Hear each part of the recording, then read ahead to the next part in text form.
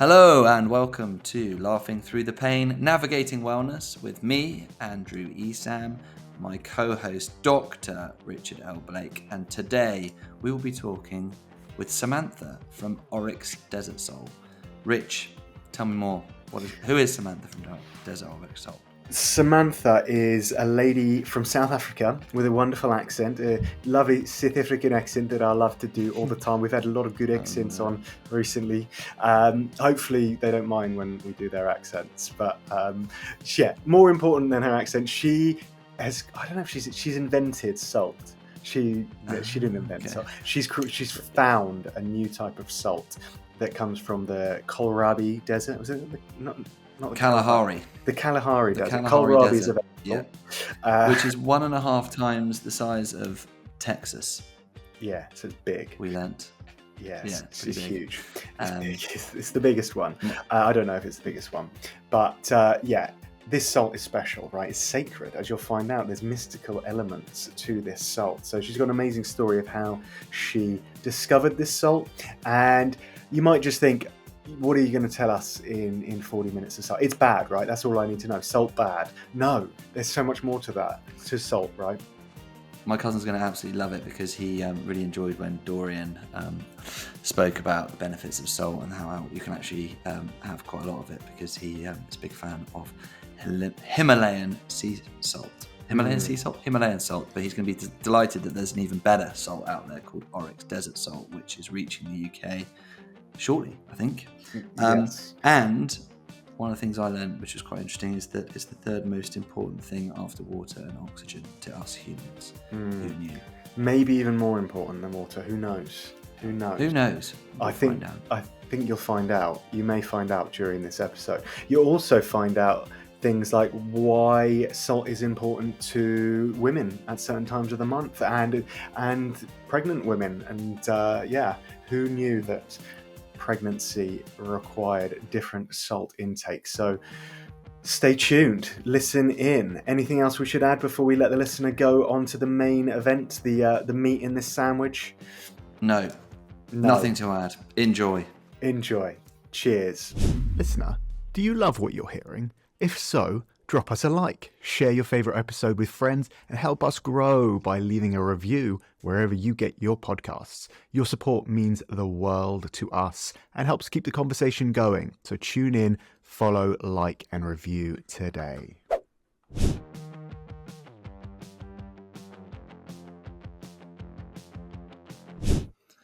Samantha, hi. What are people getting wrong about salt consumption? So, unfortunately, salt's been very vilified and demonized over the years. Dr. James De Nicolantonio says in his book called The Salt Fix that the wrong white crystal got the bad rap. So the sugar industry almost put the limelight and the spotlight on salt because they didn't want to take responsibility. So salt is actually third most important to the body after oxygen and water. If you end up in hospital, the first thing they do is they put you on a saline drip. Your tears are salty, your blood is salty. So salt, and let me differentiate, table salt does not fall into the salt category. Table salt should be illegal and should not be allowed on a supermarket shelf. It is not salt. It comes from salt, but it's highly refined, processed, industrialized, demineralized, bleached, heated. And so it is actually not what the original salt, which has its component of minerals and trace elements. And all salt does, actually, except for table salt, in beautiful different balances and unique proportions. But like wine, each one has its own special profile. So the fact that 1,000 years ago, salt was equivalent to its worth in gold almost tells you how valuable it was. And it allowed people to travel the world because we were able to preserve fish and meat and vegetables, and so it gave us the possibility to travel distances, and because of that we were actually eating a whole lot more salt than we are now. In fact, I think the FDA's sort of whatever it's called, RDA, recommended daily allowance, says 5 grams of sodium, which is actually 13 grams of salt. But most people confuse the sodium to the salt, and we're actually not probably having enough of it. Can you talk a bit about the history of that? Why it was just the sugar industry that demonized salt, or because there must be some science behind it that people have got wrong or misinterpreted? It sort of started in about 1910 when Morton's See How It Pours, the start of the food convenience era. Look, ladies, it doesn't clump. So actually, table salt is industrial salt. So PVC, C stands for chloride. So salt is a binding agent, and it goes into paint, it goes into plastic. So then because they were making such huge volumes, oh, well, let's put it on a supermarket shelf. And I think we're very trusting beings. So we're like, oh, well, it's there, so it must be okay. No, definitely not. And then Dr. Zach Bush, I don't know if you're aware of him. Yeah. Beautiful human. He planted a seed. He was talking, if you're having table salt, your brain isn't even functioning correctly because you really need that salt medium. Your cells, your intercellular fluid need to have a certain balance of salt with the minerals and trace elements. So kind of 1910, a bit of the start of the Industrial Revolution, they didn't really want people to be awake and switched on and asking questions. So it actually dulls the mind and dulls one's thinking. We've actually got a beautiful article on our website, Rethinking Salt 4 Ways, and how eating a complete whole food salt, which hasn't been tainted and touched or had various toxic chemicals, ferrum cyanide and aluminum silicate. I mean, does that sound like something the body wants? No. The anti-caking and free flow chemicals. So, having that whole food, the body and the brain. So if you're actually feeling a little bit pup at the end of the day, have a glass of water, put a sprinkle of salt in it, and you will most probably find that you pick your energy levels and your thinking picks up.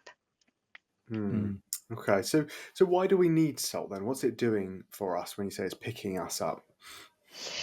So salt's intrinsic value to the body is to actually help us stay hydrated. So salt is an electrolyte to the body. And that's what's so sad about table salt, because if you were to put a saucer of table salt and a saucer of Oryx Desert Salt, Oryx would absorb moisture and after a day or two it will be wet, whereas table salt will be perfectly dry.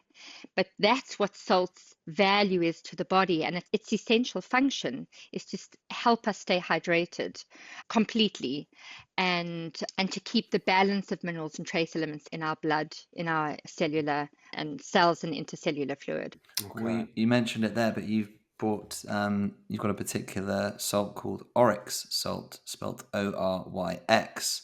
Can you tell us what is special about Oryx salt? Thank you. So Oryx comes from a very special place in southern Africa, from the Kalahari Desert. It is a region which is 900,000 square kilometers, which is, I think, 20 times the size of Britain, 1.5 times the size of Texas. And our salt pan is 50 square kilometers or 5,000 hectares. So you wouldn't see someone standing on the other side.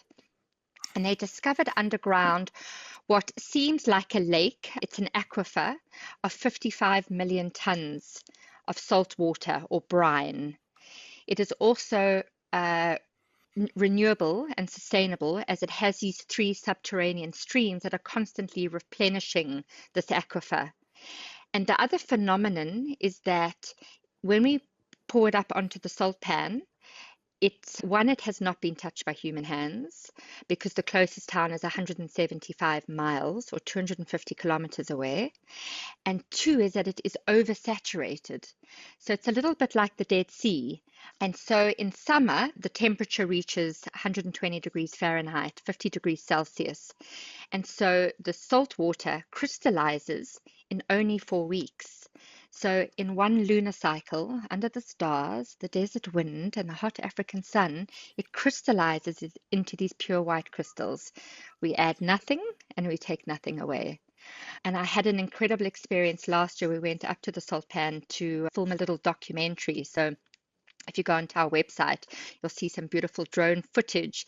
And even we were gifted, and it really was a gift, because thunderstorms in the Kalahari are quite rare, and we were gifted the most epic supercharged thunderstorm with lightning and double rainbows. It was like, okay, wow.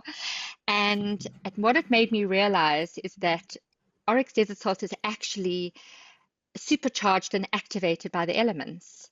So Dr. Maseru Immortal's work around water having memory and having intelligence. So the only what Oryx Desert Salt has been exposed to is the elements. And then we bottle it and we put it, and that's literally what you're sprinkling onto your food.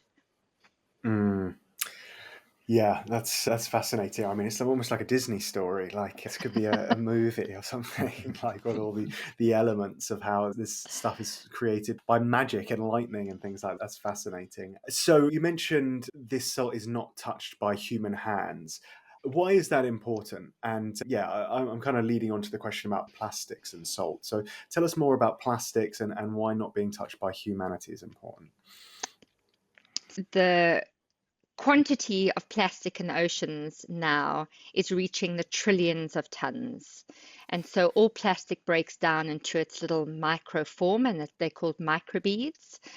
And so when any sea salt is drawn up out of the ocean, invariably it is going to have plastic in it. And in fact, if you were to Google salt and plastic, you'll be horrified at how many university studies, how many articles National Geographic have done a piece, that I think 38 out of 39 sea salts tested from 20 countries all had microbead plastic in them. So plastic is obviously an endocrine disruptor. We definitely don't want it in our system. And unfortunately, it would almost be the same color. So if you're consuming sea salt, you're probably consuming some amount of plastic, as well as what we've for 10 years we've been spearheading a grinder head that has a ceramic mechanism, and so that ceramic will never wear out. And I've had we did a newsletter a couple of months ago, and the subject was stop buying our grinders. Yes, exactly. Buy it once and then just keep refilling. So our hashtag is refill, not landfill. But the other important piece is that it's not grinding plastic into your food, because every other grinder on shelf is polycarb or plastic, and those teeth are made of plastic. And so when you're grinding your salt over your food, you're also grinding plastic teeth into your food and eating it and throwing it away and buying another one. And then I sadly got another piece of information from a marine biologist at Dave Asprey's biohacking conference. He actually makes some products from oysters, and he did testing, and he discovered that some of them had opioids and contraceptives in them. So pharmaceutical contamination is a real thing now too. Cruise liners dump 1 billion tons of sewage into the oceans every single year. So the oceans are not what they used to be. And so hence I say Oryx, it comes from a region, the closest town is 250 kilometers away. The lodge that I stay at 5 kilometers, 3 miles away, truck their fresh water 175 miles. So that region is uninhabitable and therefore unpolluted and untouched. And I've really I'm coming more and more to understand the resonance and the frequency, Dr. Maseru's Immortal's work. And there's another beautiful human I haven't met yet or had a conversation with, I'm really looking forward to it, is Veda Austin. And she's been working with water for many years and understanding its intelligence. And I actually did my first experiment about 2 weekends ago. This crystallography, I don't know if you've ever done it. So I didn't have a petri dish, but I took a glass lid of a glass jar, and I put some spring water in. And then I put it onto an Oryx Desert Salt box. I should have had one here to show you this beautiful masked creature, the Oryx, which for real actually has a heart on the top of its head. And I left it there for 20 minutes and we chatted, and then we went and put it into the freezer. And stinking for real, when we took it out, this frozen lid with the water has a head and horns in it. Oh my So God. Wow. so the water has absorbed and it's just sitting on it. That's kind of blowing my mind. And then we did another experiment where we just put spring water and then a crystal of Oryx salt in it. And to me, it looks like the moon, like the shapes, and there was some sort of gray and really. And I talk about, the fact that it's got this lunar energy in it. And I really think it looks like the moon. Wow. So, Wow. yeah, quite Sounds fascinating. magical. Yeah, fascinating, magical. And yeah, the plastics, going back to that, I don't know if you saw, but in the ocean, they found in sharks, there was evidence of cocaine in the sharks, that the sharks had ingested cocaine. So maybe all downsides, but maybe there's an upside that we could get free cocaine from a certain type of water. Maybe if we went and harvested some salt from between Cuba and Miami, maybe the water there is just cocaine. No, don't do cocaine. That's bad. We're joking. The other thing, the research on sort of structured water and the Emoto stuff, and I find that really interesting. But what I haven't seen, I don't know if you've seen it or not, and I'm certainly, if this isn't your area of expertise, move on. But I get that structured water, it looks better under a microscope, but is there any actual evidence of it helping the body? I know they talk about exclusion zones and things like that, but is there any difference between drinking the beautiful crystalled water that's been structured and remineralized and just ugly old water? I haven't seen any research there. Have you? I haven't specifically, but from almost a logical sense, when you have a look at the crystalline structure of water that's had a positive intention or word, placed on it, versus water that has no form, I can only imagine that the one is, in fact, hoping to have a conversation with Dr. Zach Bush, and I really believe he's going to be able to add a little piece of the puzzle, because I feel like there's, from that, we are light beings and we're also energetic beings. So I believe there's an activation of sorts from having products from a pure source. And in fact, I actually had Oryx tested, the resonance tested, with South Africa's top kinesiologist, Dr. Kromhout. He teaches craniosacral students. And I took table salt, and I took sea salt, and I took Oryx salt. And the table salt was very low at 150, but it's 150 to the power of 10. The sea salt was 180, I think, or 190, and Oryx salt was 220. And when you do it to the power of 10, it becomes significantly a much greater number. So, if we start talking about energy, and I think I love the biohacking space and community for that. And Einstein said the future of medicine is frequency. So if we start looking at from an energetic frequency perspective, then if it's got more energy, it's going to feed our mitochondria.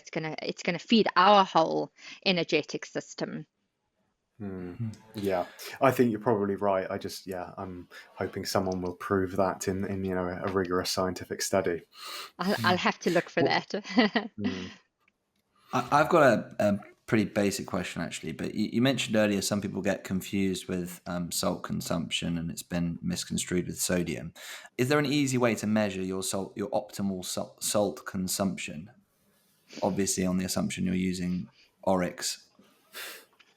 So I had quite an interesting personal experience recently when I got back from. I did 7 trade shows in 7 locations over 7 weeks and 70 hours of flying.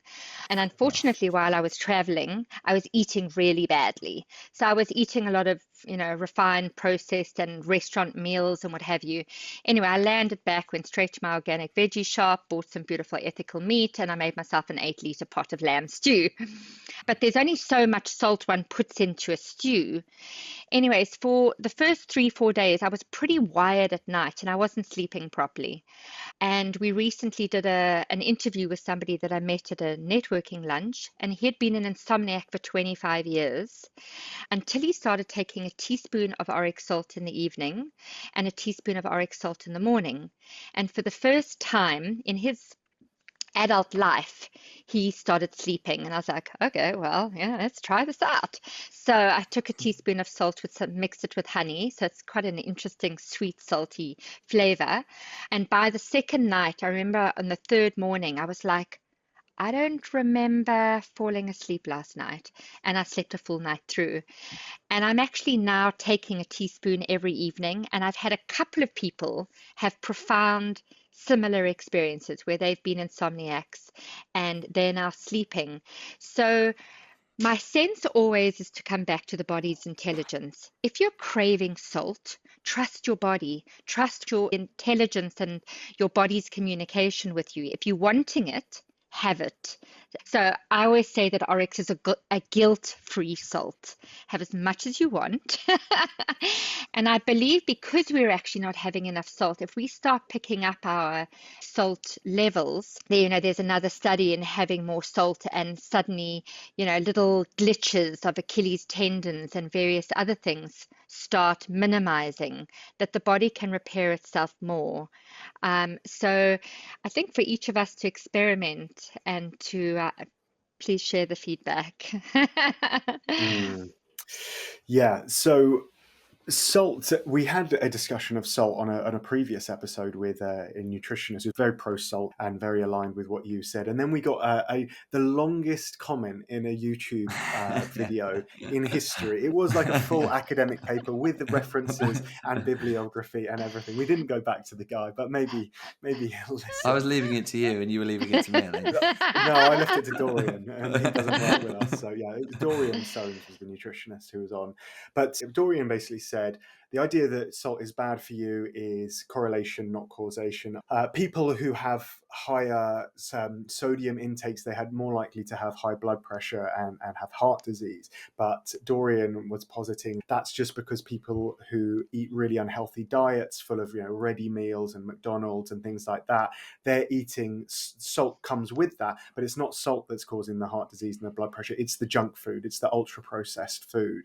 But then this guy came back with several references saying like, no, it's not correlation causation. Yeah, and then he starts talking about Mendelian randomization, and he lost me. But basically, what's your take on that, on the blood pressure and the salt and the heart disease? So the one thing that I find interesting is that table salt is one of the cheapest things you can buy, actually, if you think what you pay for it and how long it lasts you. And I really believe it's because it has no value to our body. So exactly, most of us were brought up on a table salt, not thinking about what it was doing to our bodies or what we were not giving our bodies. So what's interesting is that sodium, and this is from a cardiac researcher, Dr. James Antonio, is that sodium is the most important mineral for the heart. So doctors who are putting their patients onto a low sodium diet are actually it's totally counterintuitive to what the heart is needing. And there's an interesting sort of basis that table salt, because one, it's heated up to 1200 degrees Celsius. It's got no water in it at all. Plus, it's got no minerals. So when you're having that, the body is actually, it's this living body of movement. And in order for our blood to be a certain salinity, if the table salt has no minerals, the body is leaching out minerals into the table salt, and that's then going to put pressure in our blood system, and that can cause blood pressure issues. So having a product that is so against what our body is able to absorb, utilize for our health, it's going to have a ripple effect in various ways. And I'm not a doctor, so this is my researching, reading, and this is a little bit of a lay sharing of that concept. We have an article on our website, Drink Less Water and Eat More Salt. And there's a very interesting, some research in there that explains this maybe with more of a technical angle. Okay, drink less water, eat more salt. Yes, I do the salt in the morning, first thing in the morning. What does that look like? It looks like a teaspoon of salt. Sometimes I use Kinton hypertonic, which is like sea minerals. I don't know if you know that. Mm-hmm. Sometimes I'll use Relights, which has like, it's an electrolyte. But sometimes I'll just put while I'm traveling, I'm just putting Oryx salt, because you gave us these really nice little mini Oryx shakers that are amazing for travel as a free gift, and they're made out of paper as well, so no plastics there. So I put a bit of that in with some molecular hydrogen first thing in the morning, and that's keeping me hydrated in the northern tip of Africa. Fantastic. Or anytime you have water, your bottle of water, if it's hot and you're filling it up and taking it with you, just put a sprinkle of Oryx in it as you're doing, because that actually shifts the water into an electrolyte, and that allows the body to utilize the water more for hydration. So hence the less water and more salt. And is that also, I've heard that tap water is so dead and devoid of nutrients that when you drink it, because it doesn't have any salts, it actually looks for minerals and strips you of your own minerals. So mineralizing it with salt is the right thing to do. Is that your understanding as well, Samantha? Yeah, absolutely. Okay, great. How widely available is Oryx? Is it global? So in the US, we're available in all Whole Foods. We're about to launch in the UK, which I'm very excited, towards the sort of about November, and we will put a store locator on our website. There's also, we have a brother company, and it's called, in the UK, called Repower.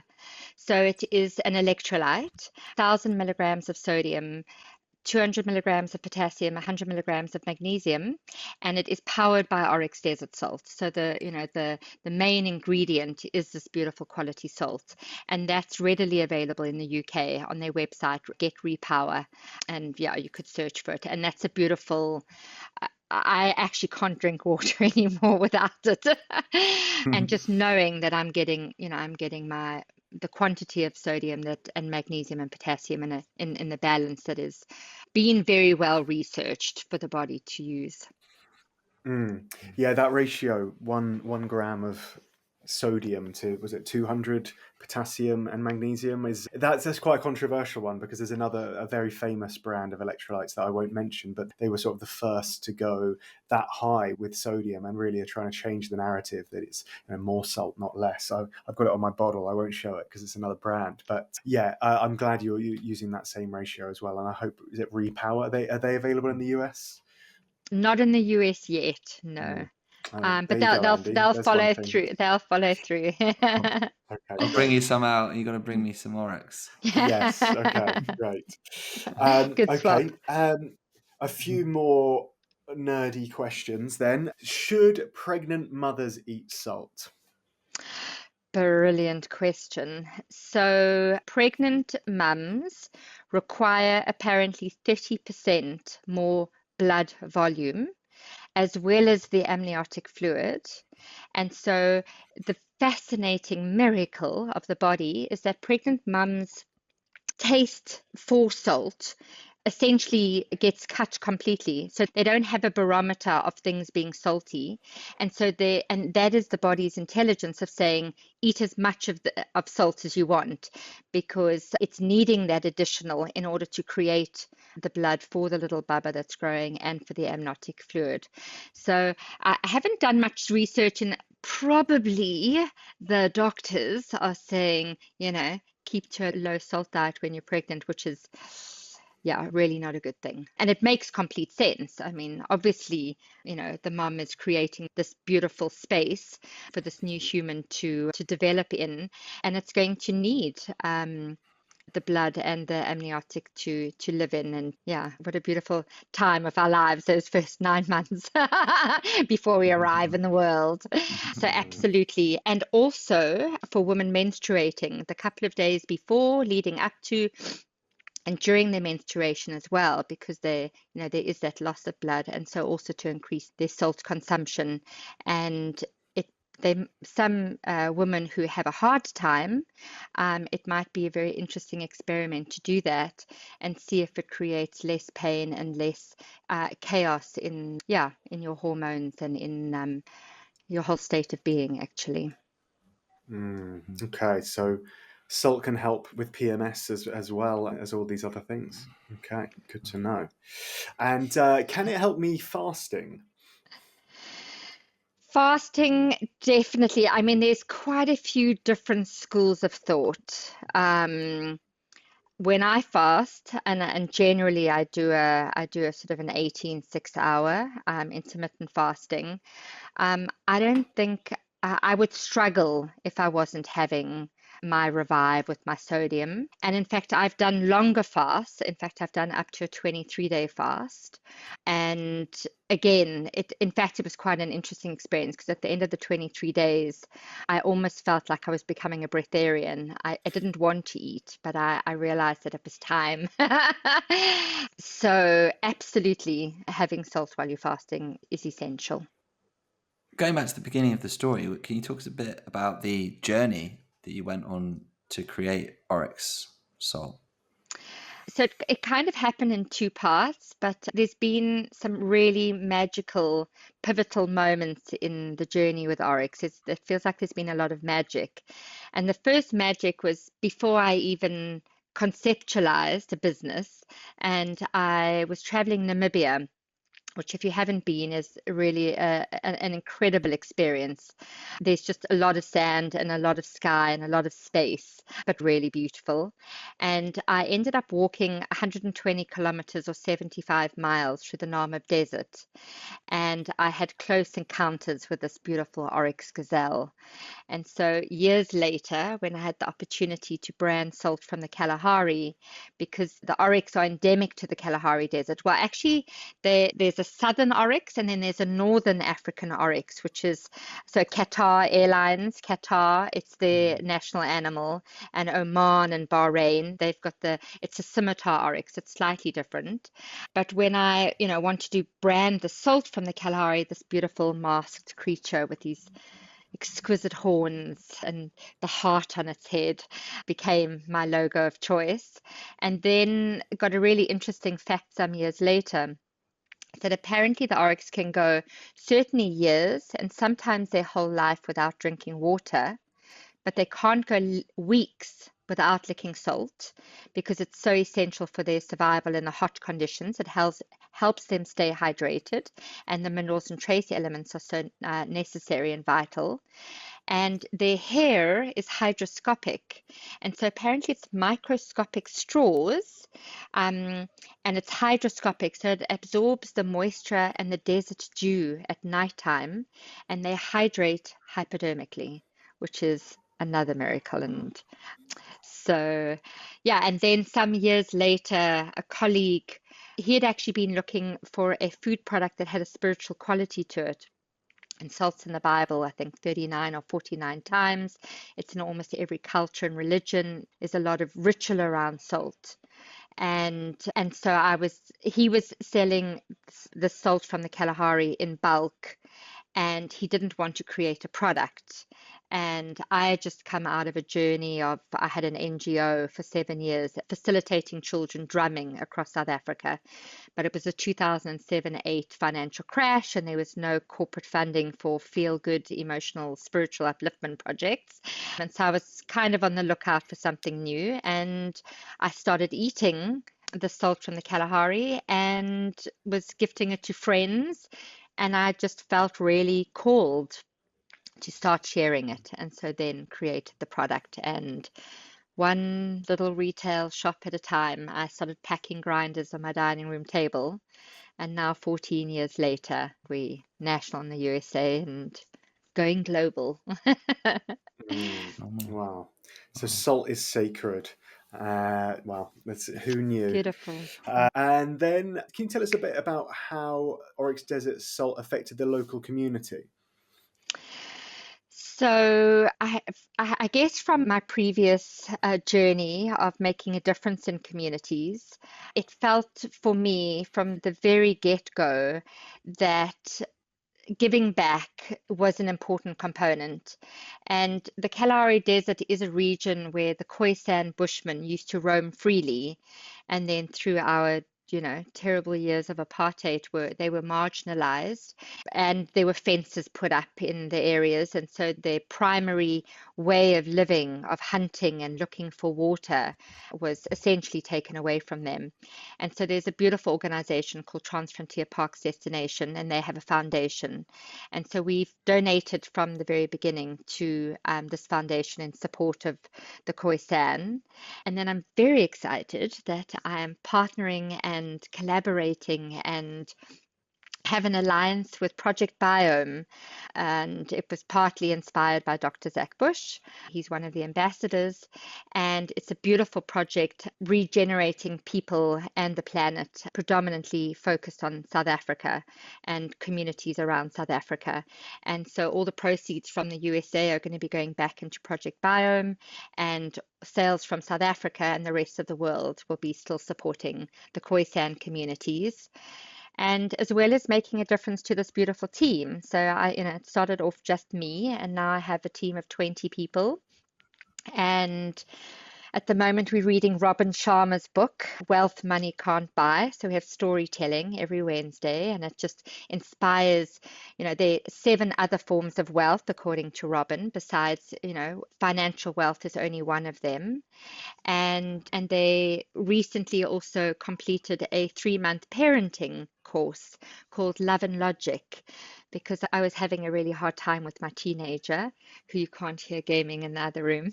And I was just sharing with them, we get together once a week, and I was sharing how I was battling. And they all said they were parents, we're all just winging it.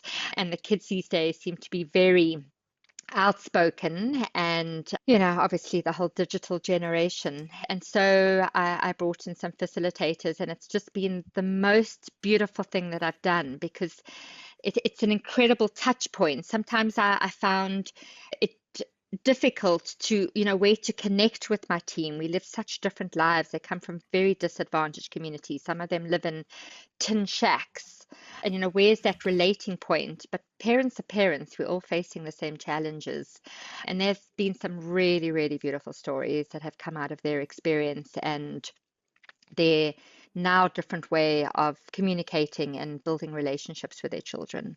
So that's been amazing, and lots more to come in that space. Amazing. Well, it sounds like an incredible company, an incredible story, doing much more than just salt. I mean, I would expect people would have just thought, well, how are you going to talk about salt for an hour? Well, I mean, there's a lot more to it than I think people realize, and hopefully people have learned a lot from this. So you've told us, we were going to ask you about new projects and timelines, but it sounds like you've already filled us in with that. So how do people find you? So Oryx Desert Salt, ORYX Desert with 1 S, not dessert salt.com, and on Instagram. But if you pop a message on inquiries on the website, depending on where you are, you can reach out. There are a partners page on our website as well, the different countries that we're available in. Amazon in the US, Amazon will be coming on in the UK as well.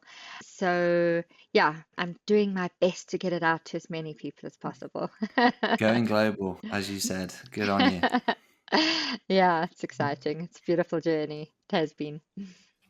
No, well, best of luck with all of it. It's such a pure company, from the product itself, from your intentions and the magic behind it. So it's amazing to hear the story, and best of luck. Thank you.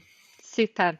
All right. And just something that's just landed, just to share to everyone, is just really trust yourselves. Gabby Bernstein at the Biohacking was like, check in with yourself instead of checking out. And salt is so vital for our health and our well-being. So, indoctrination aside, if you're sensing a need for more salty products, just be mindful of which salt you're taking in, but trust yourself and trust your body. I think there might be some people who go, I do need another Big Mac. So we should be clear that not that kind of salt, right? If you've been listening this long, you'll know we're not talking about Big Macs or Doritos and things. So good quality Oryx salt from now on. Amen. Absolutely. Excellent. Thank you. Great. Thanks a lot, Thank you Samantha. so much. Pleasure. Thanks. Take care. Bye. We'll chat soon. Bye.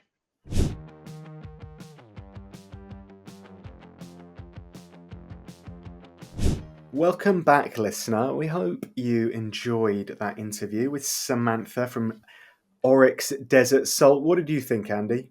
Yeah, absolutely fantastic. It certainly made me not want to touch any other kind of salt, particularly table salt. That sounds awful, almost like it should be an illegal substance. It's so bad for you. Yeah, I wonder if salt, like they say, if sugar had been invented today, it would never have been made legal. Like it's way too toxic, linked to obesity, cancer, all sorts of different things. I wonder if table salt would be the same. I wonder if, knowing what we know now about salt, they would let it be in our supermarkets. Very true. And the other interesting thing, fact-wise, I learned was that sodium is the most important mineral for the heart, or there's certainly some research to suggest that, which is almost the direct opposite of what most people would think, I would suggest. Not that I can speak for most people.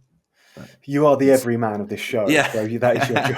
True. I'm probably closer to being able to speak for most people than you are. But no, absolutely fascinating. And as I said in the closing remarks, I think it's just such a cool, pure brand in terms of, they add nothing to it, they take nothing away from it, and just all the magic around the Oryx, and you can really kind of picture how remote that